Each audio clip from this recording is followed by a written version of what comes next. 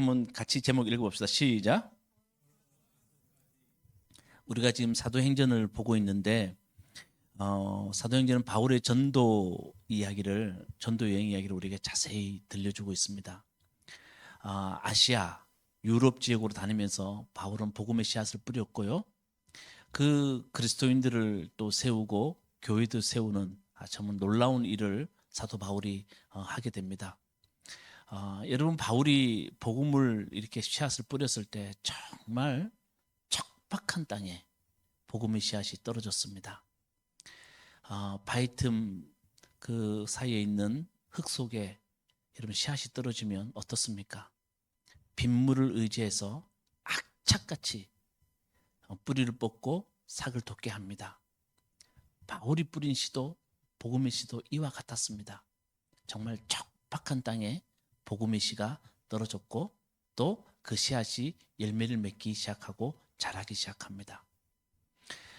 바울은 자기의 이런 사역에 대해서 이렇게 소개하는데요. 여러분 앞을 보시고 바울이 자기의 사역을 정말 한 문장으로 잘 소개하고 있습니다. 한번 고린도후서 3장 3절 말씀 같이 읽어봅시다. 시작. 여러분은 분명히 그리스도께서 쓰신 편지입니다. 우리는 그것을 작성하는 데에 봉사하였습니다. 그것은 먹물로 쓴 것이 아니라 살아계신 하나님의 영으로 쓴 것이요 돌판에 쓴 것이 아니라 가스판에 쓴 것입니다. 여러분, 바울의 자기의 사역을 참 은유적으로 잘 표현했습니다. 자, 우리는 그리스도의 뭐라고요? 편지입니다. 발신자가 누굽니까? 그리스도입니다. 하나님입니다. 수신자는 누굽니까? 세상입니다. 이 편지를 쓰는데 주님은 자기의 피를 먹물로 삼아서 영으로 우리의 가슴판에 그 편지를 썼다고 말합니다. 그리고 바울은 이 편지를 쓰는데 자신은 봉사하였다고 말합니다. 주님께서 이 편지를 작성하는데 자기를 하나님이 사용하셔서 자기가 봉사하였다라고 바울이 말합니다. 얼마나 잘 자기의 사역을 표현하고 있습니까? 그러면서 이 봉사하는 일을 바울은 단순하지 않다고 이야기합니다. 자, 우리 오늘 20장에 나오는 말씀인데 오늘 읽지는 않았지만 19절에 이렇게 되어 있습니다. 같이 앞을 봅시다. 읽어봅시다. 시작. 나는 겸손과 많은 눈물로 주님을 섬겼습니다. 자, 하나님이 쓰신 편지가 우리들인데 이 편지를 쓰려고 바울은 봉사했다고 하는데 어떻게 봉사했느냐? 눈물로 봉사했답니다. 자, 여러분, 시는 자라기 위해서는 반드시 필요한 것이 습기입니다. 습기가 있어야 시는 자랍니다. 바울은 복음의 시를 위해서 자기의 눈물이 습기가 되어서 복음의 씨앗을 자라게 했다는 겁니다. 참 은혜가 됐습니다. 저는 이 말씀을 준비하면서 제가 증거하는 말씀에 정말 부족한 게 뭘까? 언어적인 것일까? 말투일까? 아니면 잘 읽어내는 능력이 없는 것일까? 그게 아니라 말씀을 증거할 때 정말 습기가 없구나. 내 말씀에 습기가 필요하구나. 그게 눈물입니다.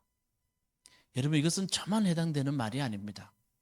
여러분의 자녀에게도 여러분 누군가에게 하나님의 말씀을 증거하고 하나님의 말씀을 들려줄 때 반드시 필요한 것은 정말 습기입니다. 아멘. 눈물입니다. 바울은 눈물로 이 일을 했다고 말합니다. 참 귀한 사역이었죠. 이제 바울은 이런 귀한 사역을 마무리하게 됩니다. 이제 마무리하면서 그는 오늘 20장에 그 마무리하는 장면들이 점점 이제 나오기 시작합니다. 20장부터. 자, 바울은 자기의 사역을 마무리하면서 드로아라는, 지난주 우리 드로아에서 바울이 청년 유두고가 떨어진 이야기를 들었지 않습니까? 드로아에서 바울은 아주 중요한 결정을 합니다. 자기가 마지막 길을 예루살렘 행으로 그는 결정을 합니다. 그래서 이제부터는 자기가 예루살렘 행을 결정했기 때문에 오순절까지 예루살렘에 도착하기 위해서 모든 진행을 빠르게 진행합니다. 오순절까지 예루살렘에 가야 되겠다. 자, 예루살렘에는 어떤 일이 일어날 것 같아서 바울은 예루살렘행을 결정하였을까요? 참 그의 마지막 인생에 예루살렘행을 결정할 때 그것도 많이 고민했을 겁니다. 맞죠? 마지막 길이니까요. 예루살렘에는 어떤 일이 기다리고 있을까? 바울은 잘 알고 있습니다. 여러분, 사람은 직감이라는 게 있고 자기 인생의 삶이라는 게 있기 때문에 무슨 일이 일어날 건 너무나 잘 압니다. 자, 예루살렘에 어떤 일이 기다리고 있는지 우리 20장에 오늘 읽진 않았지만 22절, 23절에 나오는 말씀 같이 읽어봅시다. 시작. 보십시오. 나는 성령에 매여서 예루살렘으로 가는 길입니다. 거기서 무슨 일이 내게 닥칠지 나는 모릅니다. 다만 내가 아는 것은 성령이 내게 알려주시는 것뿐인데 어느 도시에서든지 두옥과 환난이 나를 기다리고 있다는 것입니다. 성령에 매여서 예루살렘에 가는 길입니다. 무슨 일이 일어날지 잘 모르지만 성령이 내게 일러주는 것뿐인데 예루살렘에서 뭐가 기다리고 있다고요? 투옥과 환난이 기다리고 있습니다. 잘 알고 있습니다. 예루살렘에서 어떤 일이 벌어질 것인지. 여러분, 실제로 사도행전 21장부터는 바울이 예루살렘에 가고 유대인에게 붙잡히게 되고 그리고 그는 재판을 받기 위해서 로마로 이송되는 이야기가 사도행전 28장 마지막까지 이야기가 이 이야기입니다. 그러니까 바울의 지금 예루살렘행은 그의 인생의 정말 마지막 가는 길이었다는 겁니다. 자유롭게 자기 삶에 있어서 자유를 가지고 움직일 수 있는 마지막 길을 그는 예루살렘으로 선택합니다. 그런데 이 예루살렘의 길을 가는 길에 성경은 두 장소에 아주 주목합니다. 잘 들으셔야 됩니다. 첫 번째는 어디냐면 앗소입니다. 어디라고요? 앗소. 어디라고요? 앗소. 두 번째는 어디냐 하면 밀레도입니다. 밀레도. 앗소와 밀레도입니다. 자, 앗소에서는 바울은 앗소까지 걸어가는 이야기를 들려주고 있고 밀레도에서는 어떤 일이 벌어지냐 하면 그곳에서 자기가 사랑했던 에베소 교회 장로님들을 불러서 그 장로님들에게 마지막 고별 설교하는 곳이 밀레도입니다. 그게 20장에 우리 다음 주에 볼 말씀입니다. 오늘은 바울이 앗소까지 걸어가는 이야기를 좀 함께 나누려고 합니다. 바울은 자기가 마지막 길을 앗소까지 걸어가게 되는데요. 누구와 함께 이 앗소까지 걸어가게 되느냐? 우리 12절, 13절 말씀 우리 권사님 읽으셨는데 제가 한번 다시 읽어볼게요. 우리는 배에서 먼저 가서 배를 타고 앗소를 향하여 떠났다. 우리는 거기서부터 바울을 배에 태울 작정이었다. 바울이 앗소까지 걸어가고자 했기 때문에 그렇게 정한 것이었다. 자, 보세요. 드로아라는 아시아 지역의 시작 지점에서 바울은 예루살렘행을 결정합니다. 그것은 환난과 투옥이 기다리고 있습니다. 그러면 드로아에서 바울은 예루살렘행에 가면 자기 인생의 마지막이라는 것을 누구나 직감적으로 압니다. 이해되시죠? 이 드로아에서 바울은 앗소까지 걸어가는 길을 선택합니다. 이 거리는 40km입니다. 나는 이 길을 걸어가야 되겠다. 그리고 자기 동행자들에게 말합니다. 당신들은 배를 타고 앗소까지 가세요. 거기서 나를 태우세요. 나는 여기까지 걸어가겠습니다. 하고 누구와 함께 걸어갑니까? 혼자 걸어갑니다. 여러분, 이게 참 중요한 이야기입니다. 사도행전은 바울이 앗소까지 가는 이 이야기를 우리에게 아주 들려주고 있는데 간단하게 들려주고 있는 것 같지만 그렇지 않다는 겁니다. 제가 이번 주간에 월요일 날 김기성 목사님하고 오후 시간을 내내 보낼 수 있는 그런 시간이 제게 있었습니다. 여러분 알다시피 대한민국 젊은 목회자들에게 가장 영향력이 있는 목사로서 1위를 하신 분이 김기성 목사님이십니다. 젊은 목회자들의 강의를 가는 시간에 강의를 가셔야 되는데 제가 집에 가서 목사님을 모시고 그 장소까지 제가 함께 할 수 있는 정말 제 나름대로는 행운의 시간이었습니다. 강의 시간에 목사님이 우리 젊은 목회자들에게 쭉 앉아있는 젊은 목회자들에게 어떤 이야기 하셨냐 하면 목회자는 성경을 해석할 때 제발 상투적인 말로 성경 좀 해석 안 했으면 좋겠다. 담임 목사님이 이게 강단에 있으면 성도님들이 다 안다는 거예요. 아, 우리 목사님은 저 말에 또 저 말 나올 것이고 저 말하면 또 이 말 나올 것이고 다 안다는 거예요. 목회자는 똑같은 텍스트, 성경을 보더라도 주름과 주름 사이에 숨겨져 있는 것을 볼 수 있는 사람이 되었으면 좋겠다. 열심히 좀 공부하고 열심히 책을 읽어서 텍스트와 텍스트, 행간 사이에 있는, 그러니까 그 주름 사이에 있는 숨겨진 이야기를 목사님이 상상을 하든지 또 다른 이야기를 책을 통해서 읽든지 그걸 좀 성도들에게 잘 해석해 줄 수 있는 사람이 되었으면 좋겠다. 아, 참 강의 듣는데 되게 은혜가 되었습니다. 여러분, 바울이 혼자 앗소까지 갔다고 성경은 간단하게 증거하고 있지만 이 속에 담겨 있는 의미를 우리가 한번 보자는 겁니다. 왜 혼자 갔을까요? 여러분, 라틴어로 아주 유명한 문구가 있습니다. 메멘토 모리라는 말입니다. 죽음을 기억하라. 여러분, 죽음을 기억하라는 말은 죽음 앞에 두렵고 떨림으로 있으라는 말이 아닙니다. 우리 인생은 어차피 죽음을 향해 간다는 것을 깨달으면 삶을 점검하게 되고 그리고 새로운 삶의 목표와 가치를 가지게 된다는 겁니다. 이해되십니까? 여러분이나 나나 죽음을 기억하라는 말은 어차피 다 죽을 인생이고 죽음 앞에 설 수밖에 없는 사람이라면 내가 뭘 해야 될지를 한번 다시 점검하고 목표와 가치를 새롭게 설정해 보는 것, 그게 죽음을 기억하라는 말입니다. 바울도 이제 자기의 인생의 마지막이라는 것을 깨달았을 겁니다. 그도 돌아봅니다. 고난의 시간이 있었고 갈등의 시간이 있었고 후회의 시간이 그에게도 분명히 있었습니다. 바울이 곳곳에 가는 곳곳마다 사람들은 바울에게 이렇게 말했습니다.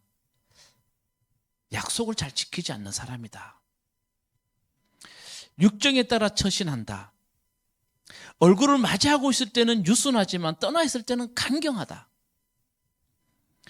바울은 사도가 아니야. 그리고 곳곳에 가는 때마다 유대인들과 갈등이 있었습니다. 이게 바울의 갈등의 시간이었고 고난의 시간이었고 그에게 후회의 시간일 수도 있습니다. 이해되시죠?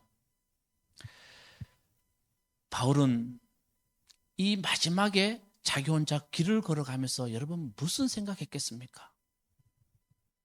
그런 시간들을 다 한번 떠올려 봤을 겁니다. 자기의 기억 속에 있던 나, 그걸 돌아봤을 겁니다. 좀 사람들을 대할 때 좀 과하게 대할 때도 있었을 겁니다. 사람이니까요. 또 부족한 모습으로 사람을 대할 때도 있었을 겁니다. 그 시간은 바울이 그런 순간들을 떠오르면서 하나님께 중보기도를 드렸을 겁니다. 그리고 하나님 앞에 자신의 부족한 모습은 회개의 기도로 전환시켰을 겁니다. 그러면서 자기의 삶을 쭉 돌아봅니다.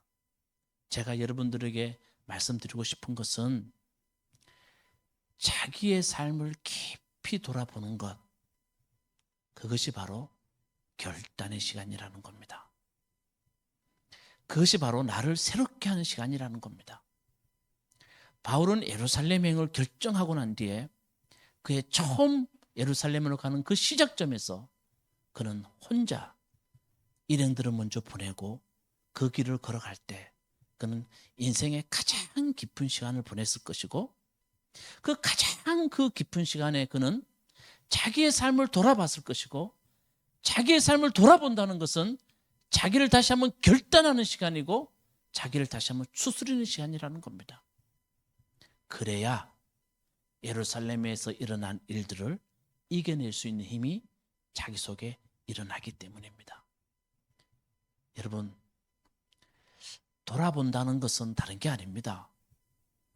순간 우리가 같이 일어나는 것은 나의 결단입니다. 목사님, 저 결심했습니다. 여러분, 그 결심은 회개와 함께 돌아보는 것이 결단입니다. 자기를 돌아보는 시간을 가지는 사람들은 자기의 삶을 깊이 돌아보는 시간을 가지는 사람 속에는 삶의 새로운 결단이 일어난다는 겁니다. 아멘.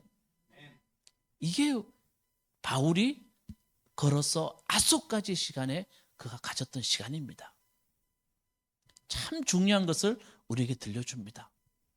간단한 말씀 같지만 이 말씀 속에 있는 주름과 주름 사이에 있는 말이 바로 걸어서 아소까지 바울이 그 시간에 그가 느꼈던 겁니다. 우리 지난 주간에 요나서를 읽었습니다. 다 읽으셨죠? 여러분, 요나서에 요나는 하나님이 니느웨로 가라 그랬는데 그는 다시 말하면 스페인으로 가게 됩니다. 하나님이 요나를 물고기 뱃속으로 인도합니다. 물고기 뱃속에서 요나는 사흘 밤낮으로 하나님께 기도합니다.